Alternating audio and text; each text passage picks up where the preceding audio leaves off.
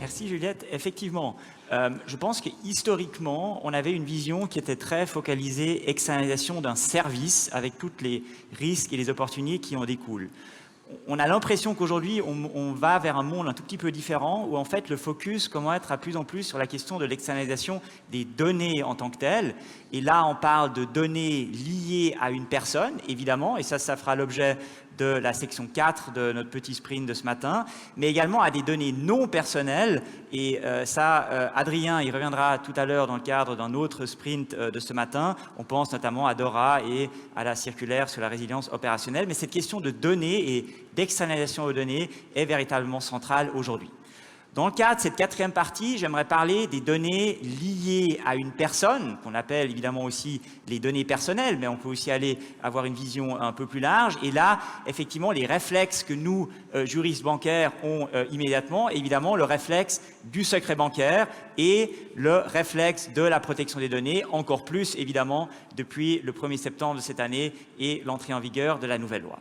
Si on regarde un instant un concept assez traditionnel qui sont les questions de secret bancaire. Et là, évidemment, on sait que le secret bancaire protège ce qu'on appelle les Client Identifying Data, CID, et donc se pose la question de savoir comment cet enjeu doit être appréhendé dans le cadre d'un projet de cloud banking. Une première question d'entrée se pose, qui est celle de savoir si effectivement le prestataire tiers aura accès à des Client Identifying Data, ou bien si des mesures de protection peuvent être mises en œuvre, on pense à la pseudonymisation, on pense à l'anonymisation, qui empêchent en fait finalement le prestataire de service, le CSP, d'avoir accès à des données qui identifient directement ou indirectement des clients. Et si on répond évidemment non à la première question, les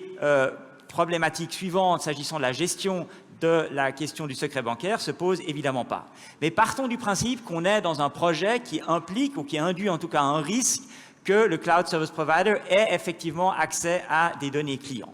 Ça déclenche, à notre sens, deux types de conséquences. D'abord, une conséquence à l'égard du prestataire et des conséquences à l'égard des clients. S'agissant des conséquences à l'égard du prestataire, le prestataire est évidemment un mandataire d'une banque et donc en qualité de mandataire d'une banque également soumis au secret bancaire, ce qui implique dans la pratique actuelle qu'on mentionne ce point sous la forme d'un engagement contractuel ou une clause d'avertissement, comme on l'a appelé sur les slides relatives au secret bancaire, pour attirer l'attention du prestataire de service qu'une partie des données qui lui seront confiées sont des données soumises au secret bancaire, ce qui implique évidemment que le mandataire, ici le Cloud Service Provider, doit également respecter le secret bancaire. Enfin, s'agissant des conséquences à l'égard de la personne concernée, qui ici est évidemment le client en sa qualité de maître du secret bancaire, là, la pratique actuelle veut que si le projet de cloud banking n'implique pas un accès à des CIDs en dehors de Suisse, on a finalement un transfert vers un mandataire localisé en Suisse, lui-même soumis au secret bancaire. Ça n'implique en principe pas une levée de secret bancaire, mais c'est évidemment pas la réalité de l'écrasante majorité des projets de cloud banking qu'on observe à l'heure actuelle, qui tombent plutôt dans le deuxième bullet point, où il y a effectivement un accès possible à des CIDs depuis l'étranger, que ce soit parce que les données sont localisées à l'étranger ou parce que le prestataire, respectivement ses sous-traitants, sont localisés en dehors de Suisse. Et c'est vrai que là, matériellement, la situation du client se péjore dans la mesure où, sur la base du principe de territorialité, c'est beaucoup plus difficile d'argumenter que le secret bancaire, en tant que tel, dans sa vision pénale, s'applique également directement aux prestataires à l'étranger. Et c'est pour ça que la pratique aujourd'hui veut que dans un tel scénario, on mette en place une clause de levée du secret bancaire, donc on demande aux clients de renoncer au secret bancaire, ce qui après pose évidemment les questions que l'on connaît, des questions traditionnelles au niveau de l'exigence de précision et de clarté d'une telle renonciation, surtout si elle figure dans des conditions générales et surtout si les conditions générales sont acceptées sur la base d'un mécanisme de deemed consent. Et j'ouvre juste une micro-parenthèse pour attirer votre attention sur le fait que plusieurs jurisprudences de ces dernières semaines montrent que les tribunaux, tant le Handelsgericht de Zurich que également au niveau du tribunal fédéral jette un œil de plus en plus étroit ou de plus en plus strict sur les clauses des conditions générales et n'hésite pas à intervenir sur le texte même de l'accord qui était passé entre, par exemple, un client et une banque. Je referme cette parenthèse, mais c'est en tout cas un des enjeux. Je ne peux pas m'empêcher, évidemment, de mentionner qu'il y a également une position contraire par rapport à ce dernier point.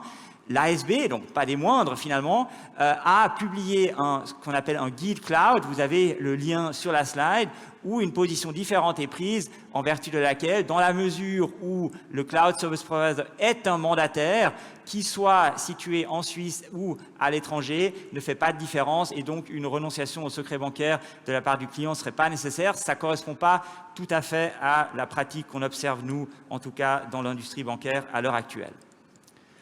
Deuxième réflexe qu'on a quand on parle de données liées à une personne, c'est évidemment la question de la protection des données. Mais là, à nouveau, on a une question d'entrée qui se pose. Est-ce que finalement, dans le cadre de notre projet, le prestataire aura accès à des données personnelles, que ce soit des données personnelles de clients, comme on l'a vu dans un instant en lien avec les CIDs, mais également, par exemple, des données personnelles d'employés, ce qui peut évidemment fréquemment être le cas. Si on répond oui à cette question, ça déclenche à nouveau deux conséquences pour la mise en œuvre du projet. D'abord, des conséquences à l'égard de ce qu'on appelle la personne concernée, le data subject en tant que tel, avec notamment la question du devoir d'information. Et là, il faut savoir que la nouvelle loi sur la protection des données, entrée en vigueur il y a quelques semaines, est évidemment dans les grandes lignes compatible avec son équivalent européen, le RGPD, mais qu'elle prévoit également un Swiss finish à l'article 19, alinéa 4, qui impose une information sur les pays de destination auxquels des données personnelles peuvent être transmises. Et pour évidemment remplir ce devoir d'information qui va au-delà des exigences du RGPD, encore faut-il savoir où, finalement, ou depuis où les données sont accessibles. Et ça me permet de faire le lien avec la présentation de Juliette tout à l'heure sur la localisation des données. Ça montre toute l'importance de connaître la localisation des données parce qu'elle est importante, notamment pour pouvoir remplir son devoir d'information. Mais en réalité, on peut aller un pas plus loin. Si la gestion des données personnelles est largement déléguée à un tiers, ça pose également la question de savoir comment la banque, qui reste en tant que telle responsable de traitement, data controller à l'égard de la personne concernée, va pouvoir remplir les différents droits dont bénéficie la personne concernée. On pense par exemple à la gestion d'un droit d'accès. Évidemment, la réponse à un droit d'accès, qui n'est déjà pas une mince affaire lorsque les données sont uniquement au sein de la banque, sont évidemment plus compliquées lorsqu'une partie des données sont en plus auprès d'un prestataire tiers, et ça implique qu'on ait un engagement contractuel du prestataire tiers de collaborer.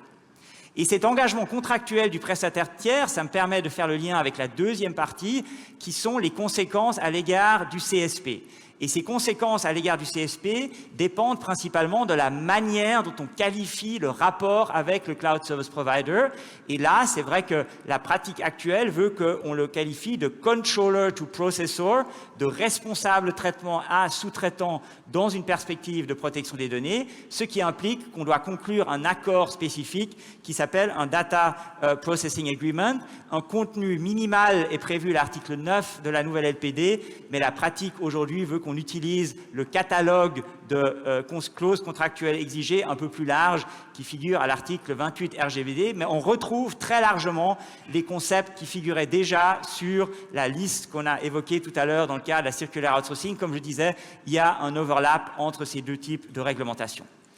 La réalité est à nouveau un tout petit peu plus complexe que ce qu'on a simplement présenté sur une slide en quelques bullet points.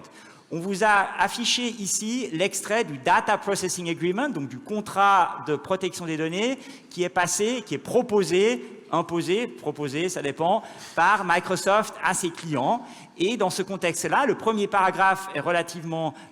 évident et rejoint exactement ce qu'on vient d'évoquer. Microsoft se qualifie lui-même de sous-traitant des données qui lui sont confiées dans le cadre d'un service cloud. En revanche, Microsoft, et c'est ça le point plus délicat, se réserve également la possibilité d'agir en qualité de responsable de traitement indépendant lorsque Microsoft utilise les données d'une autre manière, en particulier par rapport à ce qu'ils appellent les besoins professionnels corollaire à la fourniture du service qui est défini ailleurs dans le Data Processing Agreement, mais ça montre que dans une même relation d'affaires de cloud banking, en réalité, dans une perspective de protection des données, on peut avoir différentes qualifications, une principale qualification de controller to processor, mais peut-être aussi d'autres types de transferts de type controller to controller.